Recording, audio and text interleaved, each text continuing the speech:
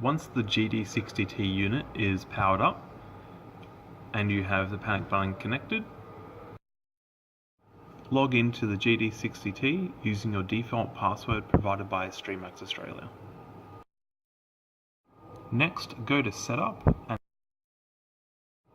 under the Collection tab, go to Serial Port and then change 485-2 to Control Panel. Also make sure that the bandwidth has been changed to 19200 and then click Save.